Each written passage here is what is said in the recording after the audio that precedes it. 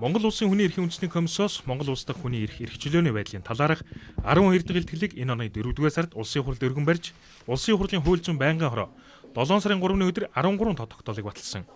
Тогтоолд Монгол улсын засгийн газарт Монгол улс дахь хүний эрх эрхчлөөний байдлын талаарх өмнөх илтгэлүүдэд үрдэгдсэн биелэгдээг байгаа санал зөвлөмжийг хэрэгжүүлэх талаар наривчилсан төлөвлөгөө гаргаж, биелэлтийг нь хангах арга хэмжээ авахыг чиглэл болгож, нэгдсэн үндэсний байгууллагын гэрээний хороод хүний эрхийн зөвлөл, тусгай илтгэгч ажлын хэсгээс Монгол улсын засгийн газарт ирүүлсэн зөвлөмжийн хэрэгжилтийг хагас жил тутам хэлэлцэж, холбогдох байгууллагуудад тайлагнаж явахыг үүрэг болгосон юм.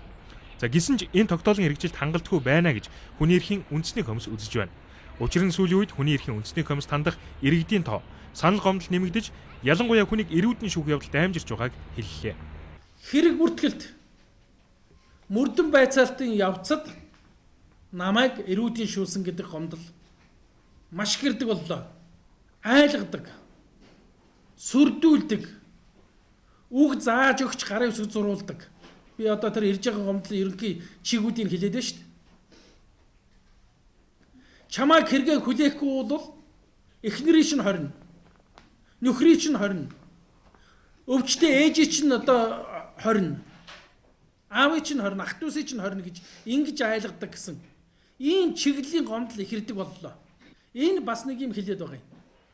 Улсын хурлын хууль зүйн байнгын хорооны тогтоолд хүүхдийн эрхийг хамгаалахад чиглэгдсэн хууль тогтоомжид дүн шинжилгээ хийж, хүүхдийг үл хайхрах, хүүхдийн эсрэг хүчирхийлэлээс урьдчилан сэргийлэх, түүнтэй тэмцэх хууль тогтоомжийг шинжил сайжруулах, стандартчлалын үндэсний зөвлөлийн 2011 оны 28 дугаар тогтоолоор баталсан, үндэсний морин уралдааны морин ач хүүхдийн хамгаалтын хувцас, морины хэрэгсэл тавих шаардлага стандартыг хангаж ажиллах талаар чиглэл өгсөн. Гэсэн ч энэ зам болсон олон наадмаар цөөнгөө хүүхэд мориноос унж вэртэн, бүр зарим нь насан туршдаа хөгжлийн бэрхшээлтэй болсон байгааг ч санууллаа. Энэ асуудал юу болж байгаа гэдгийг холбогдох газруудаас нь ихээч. Би та нараас хүсэж байна энийг. Ягаад гэвэл та бид нар бүгдөө нийгмийн өмнө Монгол хүний өмнө үүрэг хүлээсэн хүмүүс учраас хүний эрхийн асуудал, Монгол хүний эрхийн асуудал гэдэг нь ерөөсөө Монгол хүний тухай асуудал. Тийм учраас бид монголчуудаа бас боён болохын үүднээс энэ тогтоолын биелэлт юмыг шаардаач гэдгийг та бүхэнд хэлэх гэсэн юм аа. Хүний эрхийн остой зөрчлөөс болж хүн амнаас эрүүл мэндээрээ хохирох, эрүүдэн шүүлтийн улмаас хилс хэрэг хүлээх байдал ч цөөнгүй гарч байна. Хэдийгээр шүүх хожим үнэн зөвийг нь тогтоож цагаатглаач гэсэн тэр хилс хэрэг толбогдож хохирсон иргэндээ хэдэн төгрөгийн нөхөн олгор олгох хууль үйлчилж байгаа ч эрдэнэт хүний амь бие, эрүүл мэндэд өвчрсөн хохирлыг хизээч барагдуулж чадахгүй гэдгийг онцолж байна.